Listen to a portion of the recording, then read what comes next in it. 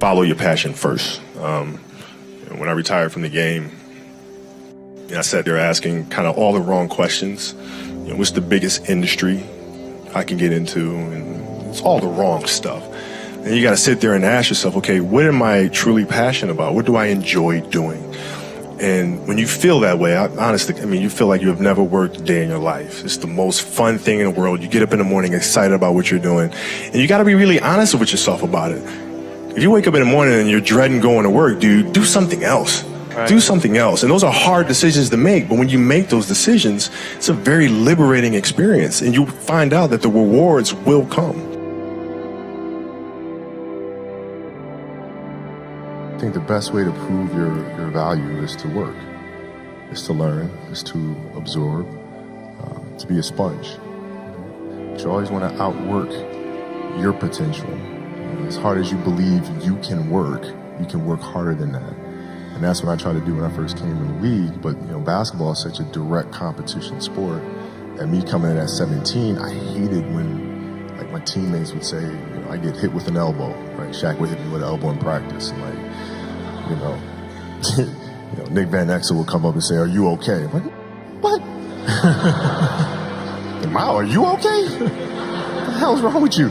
So I always had that extra chip on my shoulder. So every day in practice for me was really trying to annihilate everybody that I was playing against. Because I wanted to prove you don't need to babysit me.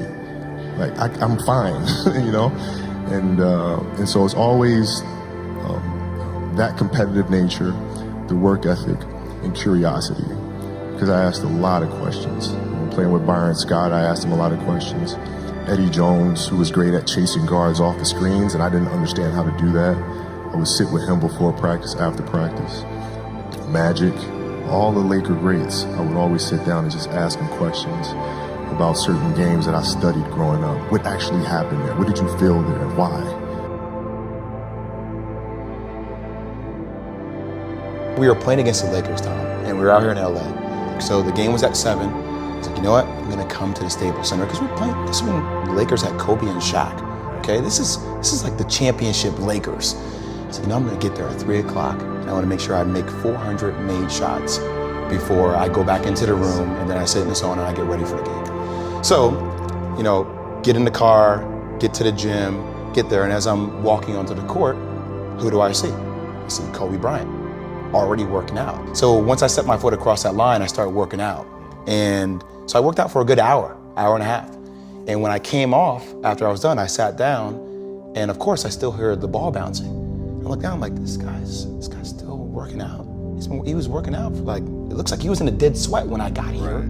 And he's still going. And it's not like his moves are nonchalant or lazy. He's doing game moves. I sit there and I unlace my shoes. I'm like, I want to see how long this goes. So I sit out there and watch 25 minutes. And he got done. I said, okay, I think I've seen enough. Go play, come back, get in the sauna, get ready for the game. That game, he drops 40 on us, okay? And after the game is over, I'm like, I have to ask this guy. I have to understand, why he works like that. Right. So after the game was over, I'm like, hey, Kobe, why were you in the gym for so long? He's like, because I saw you come in. And I wanted you to know that it doesn't matter how hard you work, that I'm willing to work harder than you. If your job is to try to be the best basketball player you can be, right? To do that, you have to practice, you have to train, right? You want to train as much as you can, as often as you can. So if you get up at 10 in the morning, train at 11, right? 12, say 12, train at 12, train for 2 hours, 12 to 2. You have to let your body recover. So you eat, recover, whatever. You get back out, you train, start training again at 6.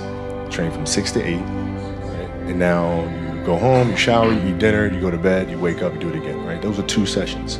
Right? Now imagine you wake up at 3, you train at 4, you go 4 to 6, come home, breakfast, relax, blah, blah, blah. Now you're back at it again, 9 to 11, right? You relax, and now all of a sudden you're back at it again, 2 to 4, and now you're back at it again, 7 to 9. Look how much more training I have done by simply starting at 4, right? And so now you do that, and as the years go on, the separation that you have with your